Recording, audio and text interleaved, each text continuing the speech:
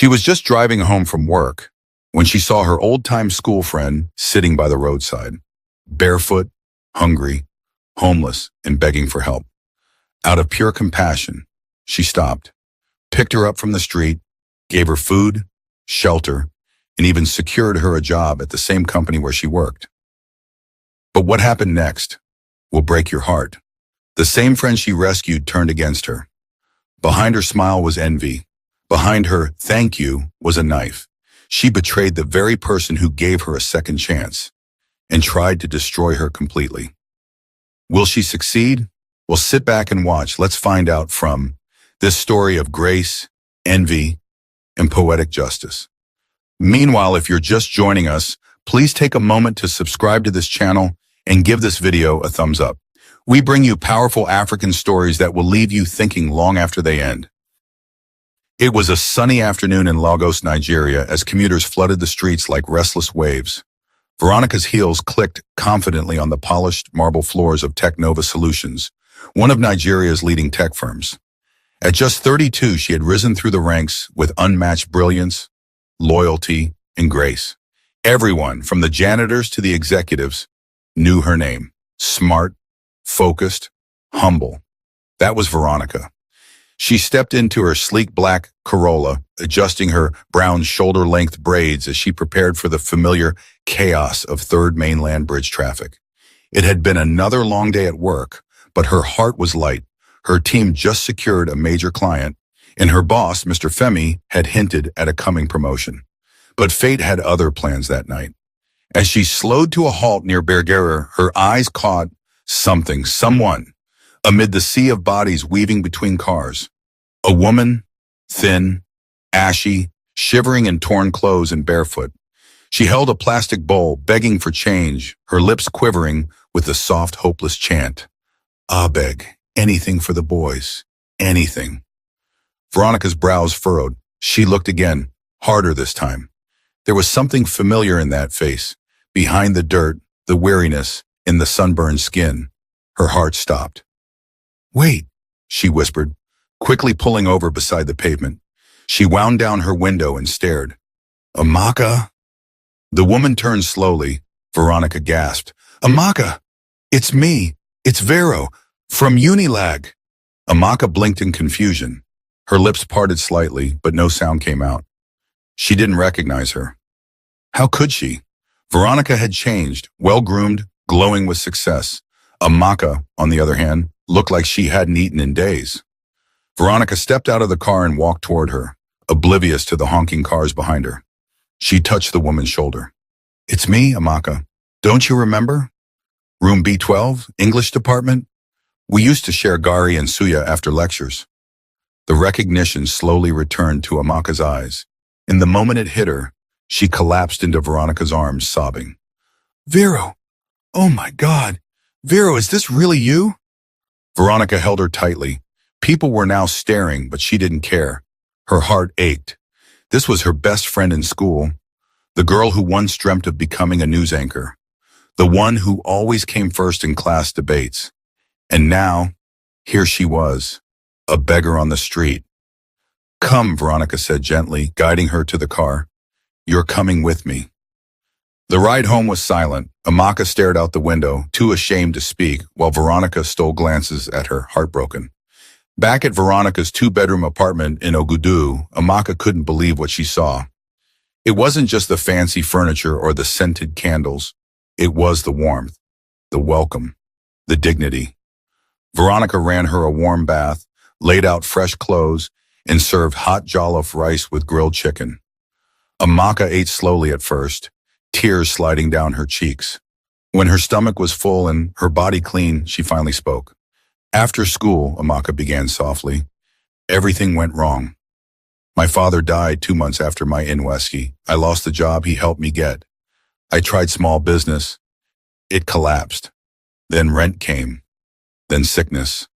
Then hunger." Veronica listened, fighting back tears. She reached for Amaka's hand. "You're not going back to that street. I won't let you." Amaka stared at her with a mix of disbelief and gratitude. "But why are you helping me? After all these years?" Veronica smiled. "Because you were my sister once, And you don't abandon your sister, no matter what life throws at her. They hugged, and in that moment, Amaka's tears were not just from suffering, but from the warmth of a friendship that still lived. What Veronica didn't know was that the same tears she was comforting would one day come for her blood. By morning, the first rays of the sun slipped through the curtains and onto Amaka's sleeping face. Veronica stood at the door, watching her friend curled on the guest room bed, wearing a soft pink nightdress she had borrowed. For a moment, Amaka looked peaceful, like the girl she once knew in university. Veronica sighed. She walked into the kitchen, made yam and egg sauce, and brewed a pot of tea. The aroma pulled Amaka out of bed. As she stepped into the dining room, blinking, she whispered, "I thought I was dreaming." Veronica smiled and pushed a chair out for her. "It's real. Sit, eat. You need strength." Amaka hesitated. "Vero, I don't deserve this kindness." "Shh," Veronica interrupted, placing the tea beside her. "You deserve to be treated like a human being. You're not alone anymore." Tears welled up in Amaka's eyes again, but she nodded and began to eat slowly. After breakfast, Veronica stood up and clapped her hands. "We're going out." "Out? To where?" Amaka asked, confused. "To get you back on your feet. Today we rebuild." Amaka followed her into the car, unsure of what to expect. Their first stop was a boutique in Acadia. Veronica didn't just pick clothes, she selected dignity. Fitted skirts, elegant blouses, office shoes, even a designer handbag. Amaka tried to protest, but Veronica waved her off. "I won't let you go back to the streets. You're going to walk into a new life looking like a queen." They left with 4 shopping bags, a new set of undergarments, and a confidence Amaka hadn't felt in years. They returned home laughing and carrying bags like sisters who had never been separated by time or pain. That evening, Veronica made noodles and peppered turkey. As they ate, Veronica said the words that would change everything. "I want you to work with me." Amaka paused. "You mean in your company?" Veronica nodded. "Yes. I've already looked through our openings. We need a front desk assistant. You'd be working in my department." Amaka's eyes widened in disbelief. "Are you serious? Vero, you want me to work with you?" "Not just work with me," Veronica said with a smile. "I want you close. I trust you. I want to see you rise." Amaka jumped from her chair and hugged her tightly. "God will bless you, Vero. This is more than a second chance. This is life-saving." The next day, Veronica sat in Mr. Femi's office with confidence but a bit of caution. Her boss looked at her over his rimmed glasses. "You sure about this, Veronica? Hiring old friends can be dangerous. Some people don't handle grace well." "I understand, sir," Veronica replied. "But I know Amaka. We were sisters in school. She's been through a lot. I believe in her." Femi sighed. "If anyone else had come to me with this, I would have refused. But because it's you, I'll consider it. Don't say I didn't warn you." "Thank you, sir," she said gratefully. By Friday, the employment letter was ready. Amaka's role, receptionist assistant in Veronica's department. When Veronica handed her the letter, Amaka read it in disbelief, her hands trembling. "Is this real?" Veronica laughed. "You start Monday." Amaka knelt, tears dropping onto the marble floor. "Thank you, Vero. You've done more than my own family ever did. I will never forget this." But somewhere behind those tears, a storm was gathering. Monday arrived. Amaka was dressed in one of her new gowns, her hair neatly braided. Veronica drove them both to Technova. As they entered the glass building, Amaka looked around in awe. "Wow, this place is heaven." Veronica smiled proudly. "Welcome to your new life." They got to the department. Staff greeted Veronica with admiration. Some bowed slightly, others offered cheerful waves. "Good morning, Ma. Congrats again on sealing that Chevron deal." Amaka took note of everything. So they really worship her here. She was introduced to her new desk. It was positioned outside Veronica's office, where she would handle calls, manage appointments, and screen visitors. Veronica gave her her own work email and passcode. The staff were warm to her, especially because of their respect for Veronica. Everyone said the same thing. If Veronica trusts you, then you must be special. And for the first few weeks, Amaka played her part perfectly. She was helpful, respectful, and eager to learn. But in the dark corners of her heart, jealousy began to sprout like weeds. Each time Veronica addressed the team in meetings, confidently outlining strategy and making big decisions, Amaka felt small. Each time the staff praised her or Mr. Femi smiled with pride, Amaka's envy deepened. She began asking herself dangerous questions. Why should I be her assistant? Weren't we equals in school? What makes her better than me? Why is she living in luxury while I was begging on the streets? She never voiced these thoughts, not yet.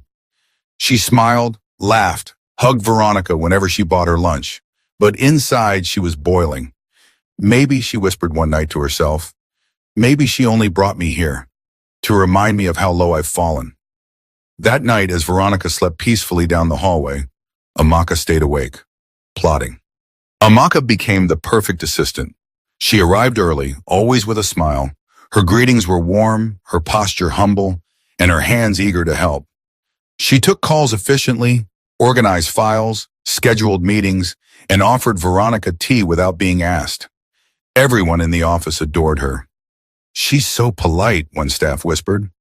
No wonder Veronica trusts her, another added. Veronica, unaware of the storm growing in Amaka's heart, was proud. She's doing well, isn't she? She'd say to Mr. Femi. I knew she just needed a chance. But what she didn't know was that behind the well-pressed skirts and perfect smiles, Amaka wore a mask. And each day it slipped off a little more when no one was looking. Amaka had begun to study Veronica like a scientist observing a lab rat. She knew what time Veronica arrived, what coffee she liked, her favorite perfume, and even the name of the man Veronica was secretly seeing. But most importantly, Amaka was learning how the company worked, who had power, who whispered behind closed doors, and where the weak links were. At home, she smiled. At work, she obeyed. But in her heart, bitterness fermented. She's not smarter than me, she muttered one night, staring at Veronica's framed picture on the wall. She's not better than me. Why is she my boss? The more she watched Veronica succeed, the more Amaka felt humiliated. Every time Veronica was praised, it echoed in Amaka's head as mockery.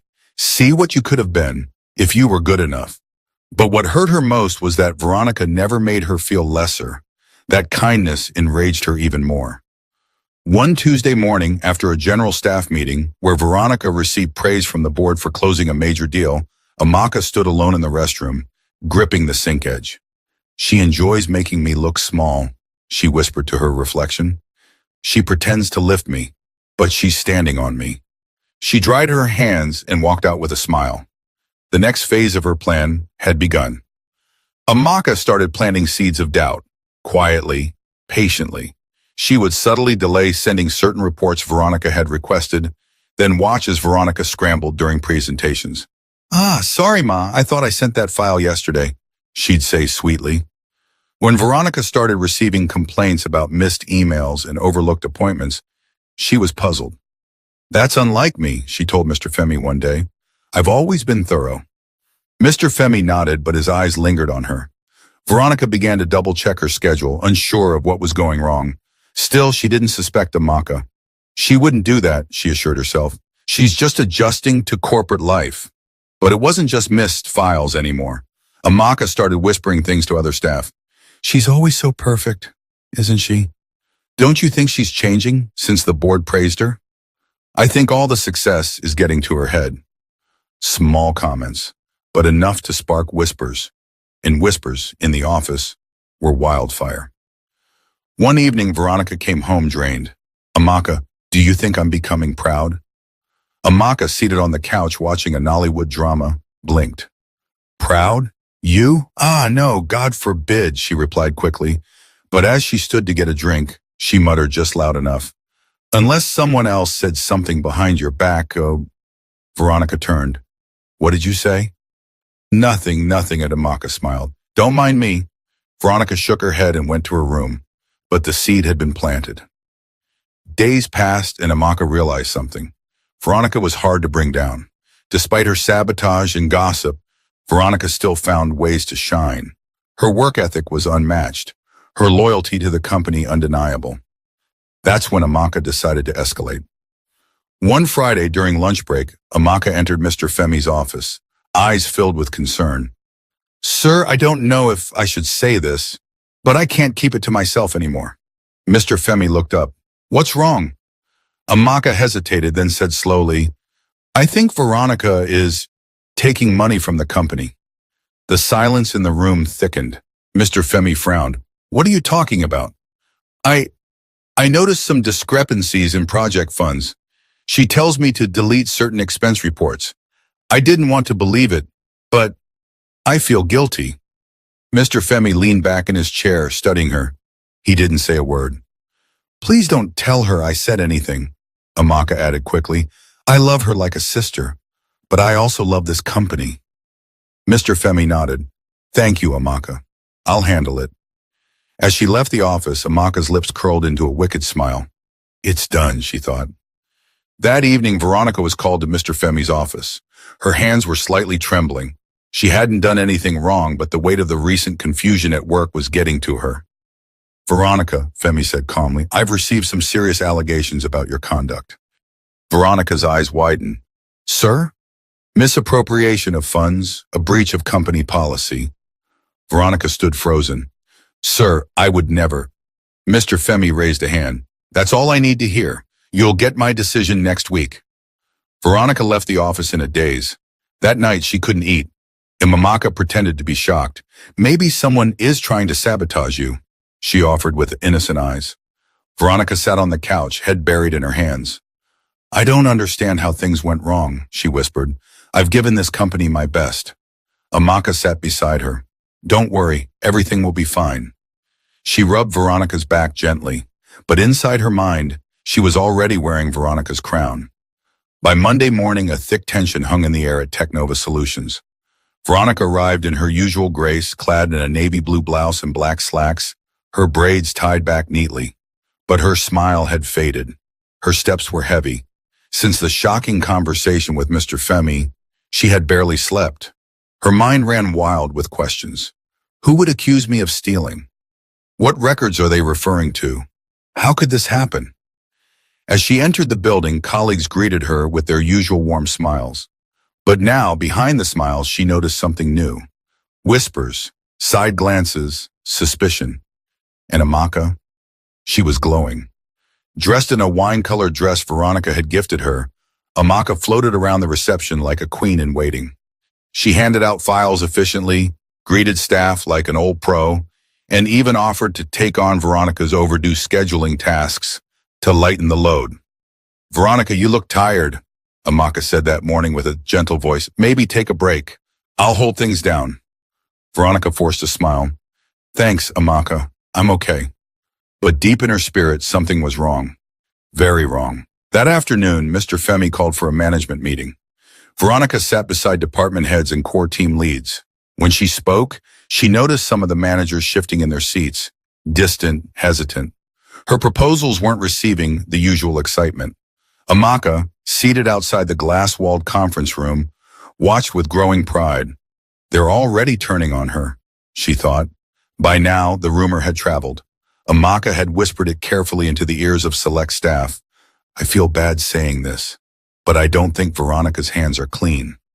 And that was enough. Days turned into a week. Mr. Femi had grown unusually cold toward Veronica. Meetings were shorter, feedback was clipped. Still, Veronica kept working. She stayed late to double-check project accounts. She combed through every file Amaka had handled. But something didn't add up. That's when she noticed a document misfiled under internal projects. It was a proposal letter, stamped and signed with her name, but she had never seen it before. Her stomach tightened. She printed it and rushed to Mr. Femi's office. Sir, she said, breathing fast, I never approved this. Mr. Femi took the paper calmly. Interesting. It has your signature. I know, but that's not mine. He didn't respond. Veronica left the office with her head spinning. She wasn't just being sabotaged. Someone was forging her name. Back at her desk, she confronted Amaka casually. Did you submit a proposal under my name last week? Amaka blinked innocently. Me? No, oh. Why would I do that? You've had access to all my documents, Veronica said carefully, and I found one with my name on it. One I never wrote. Amaka laughed, touching her chest. Vero, please. You're scaring me. You think I would do that to you? Veronica didn't respond. Something in Amaka's eyes had changed. There was no more fear, no more gratitude, just coldness behind a friendly mask. Later that night at home, Veronica stood in her kitchen, staring into a cup of tea she hadn't touched. Amaka was in the living room watching a sitcom and laughing out loud, as if nothing was wrong in the world. The absurdity of it all made Veronica want to scream. I brought her in. I gave her my home. I trusted her. And now she's trying to destroy me. She decided she would no longer stay silent. The next morning, Veronica walked into Mr. Femi's office with a folder. Sir, she said, voice firm, I want you to investigate the files handled by Amaka. I have reason to believe she has been tampering with company records, possibly forging my signature. Mr. Femi looked at her long and hard. Then slowly he smiled. I'm glad you said that, he said. Veronica frowned. Why? Because I've been investigating already. Her heart skipped. You have? Femi leaned back in his chair. Veronica, I know you. You've worked here for 6 years. You've never made a single financial error. You've brought this company more clients than any other staff. When the accusations came in, I didn't believe them, but I couldn't ignore them either. So I did what a good leader does. He pulled open his drawer and revealed a small recorder and a stack of printed chat logs. Amaka's phone, he said. We cloned it. Veronica gasped. Mr. Femi continued. She's been leaking internal documents, framing you, and even trying to plant data that suggests you were diverting funds to an offshore account. Veronica's knees went weak. But why didn't you tell me? I had to be sure, and now I am. He stood and handed her a sealed envelope. Tomorrow we're having a general staff meeting. You and Amaka will both receive letters at the same time. I want you to open yours in front of her. I want the truth to be public. Veronica took the letter, her fingers trembling. What's inside? He smiled. Justice. That night, Veronica returned home to find Amaka preparing dinner. She hummed as she stirred egusi soup in the kitchen.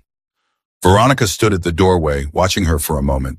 The girl she once loved like a sister, now nothing more than a snake in borrowed skin. Veronica, welcome. You look tired, Amaka chirped, wiping her hands. Veronica nodded slowly. Yeah, it's been a long day. You'll feel better after food. I made your favorite, Amaka said sweetly. Veronica smiled faintly. Let's see how tomorrow goes. Amaka tilted her head. What's happening tomorrow? Veronica walked past her without answering. Tomorrow, everything would change. Tuesday morning arrived with the heaviness of a storm.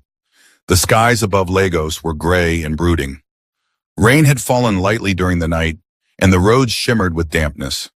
Inside Technova Solutions, however, the real storm was still gathering. Veronica stood before her mirror, dressed in a simple but elegant navy blue gown. Her hair was neatly packed in a low bun, her lips bare of makeup. She wasn't going to war with beauty. She was going with truth. As she adjusted her ID card around her neck, she stared into her own reflection. Today, everything changes. Amaka, meanwhile, was having the best morning of her life. She woke up humming. She wore Veronica's expensive beige blouse and paired it with a fitted black skirt. Her heels clacked joyfully across the tiled floor as she moved about the house. She made toast, brewed coffee, and even whistled while applying lip gloss. She had dreamt about this day for weeks. Finally, she whispered to herself, they'll see she's not so perfect. She had rehearsed her reaction. She imagined Mr. Femi calling her into the office, thanking her for her courage and loyalty to the company. Maybe he'd even offer her Veronica's position. Maybe, just maybe, her face would be on the next staff bulletin as Employee of the Month. She laughed. You lifted me, Vero, just to place yourself above me. But today, I'll return the favor. At 10 a.m. sharp, a message buzzed across the company network. All departmental heads and assistants are to report to the boardroom immediately. Attendance is mandatory. Veronica's heart beat a little faster. She reached for the envelope Mr. Femi had given her the day before and slid it into her handbag. She took a deep breath and headed out of her office. Amaka was already on her feet when Veronica passed by. Big meeting today, oh, she said with a sly grin. I hope everything is okay. Veronica smiled. Everything is exactly how it should be. The boardroom was filled with staff, executives, department leads, and top-level assistants. Mr. Femi stood at the head of the long table, flanked by two HR officials. He looked stern, quiet, composed. Veronica sat at one end. Amaka boldly took the chair closest to the head, just 2 seats from Mr. Femi. Some staff exchanged glances at her confidence. A few minutes passed. The room settled. Then Mr. Femi spoke. We're gathered here today to address a serious matter, a matter that concerns the integrity of this company. The room fell silent. He turned to the side and gestured to his assistant, who handed him 2 white envelopes. Veronica's heart began to race. She looked up slowly as Femi moved across the room. He handed one envelope to Amaka, the other to Veronica. Please, he said, open them. The sound of tearing paper filled the air. Amaka's eyes scanned the page with anticipation. Her lips slowly curled into a smile. But then, her smile began to fade.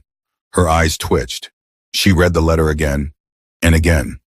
This is a formal notice of your immediate termination due to evidence of unethical conduct, breach of internal trust, and attempted sabotage of a senior staff. Her hands began to shake. She looked up sharply, straight into Mr. Femi's eyes. Sir, this must be a mistake. He raised a hand. It is no mistake, Miss Amaka. The entire room turned toward her. Murmurs rippled. Mr. Femi walked back to the front. Let me explain, he said calmly. A week ago, serious allegations were brought against Miss Veronica. Allegations that implied fraud, misconduct, and misappropriation of funds. These were serious claims, and out of fairness, I opened a quiet investigation. He looked straight at Amaka now, his tone hardened. What we found shocked us. He pulled out a folder. Amaka, you used your access to forge documents, tamper with project reports, and manipulate records to frame Veronica. You even created a fake email thread under her name. But we retrieved everything, including voice notes, including chat backups from your phone. Gasps filled the room. Amaka's lips parted, but no words came out. She turned to Veronica, eyes pleading.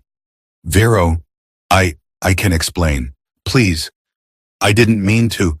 Veronica opened her own letter. It was short, simple. Promotion to Assistant Director of Innovation and Development.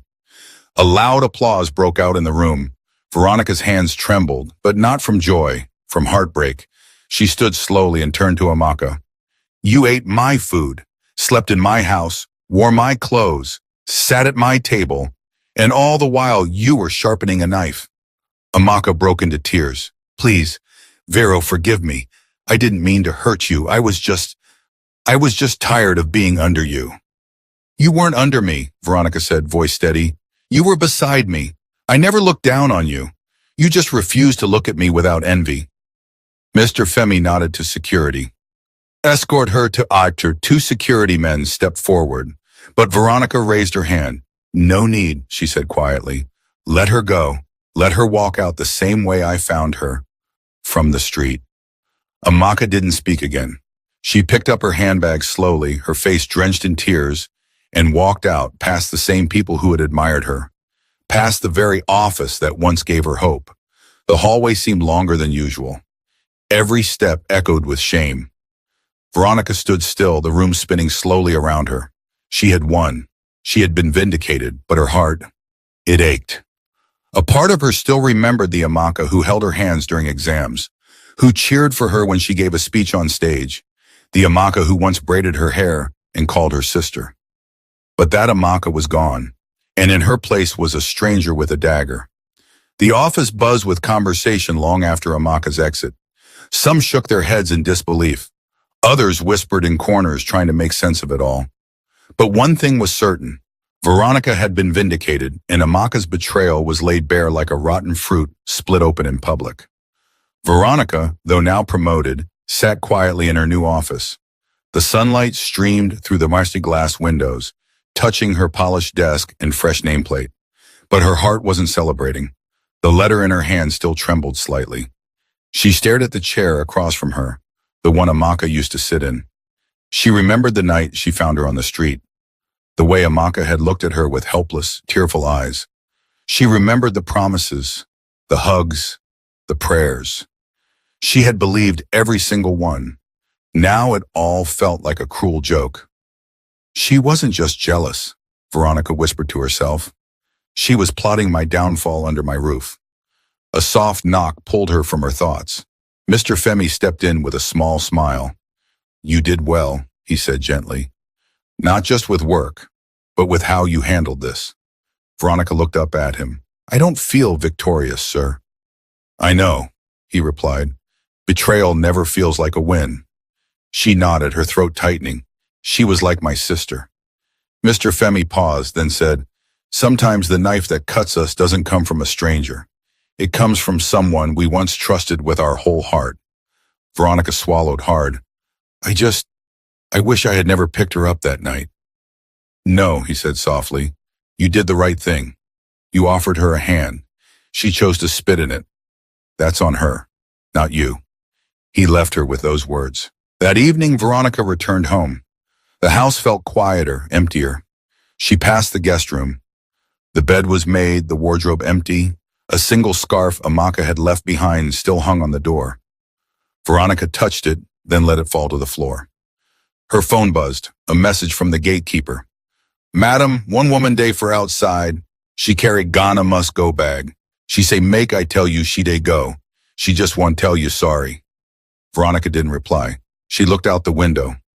Down the road, she saw Amaka standing by the junction. Same bag she came with, same broken shoes. But her shoulders, they were hunched now, like someone carrying the weight of her own choices. Veronica didn't cry. She didn't wave. She simply whispered, go in peace, Amaka. Back to the street you came from. And with that, she closed the curtain and closed the chapter.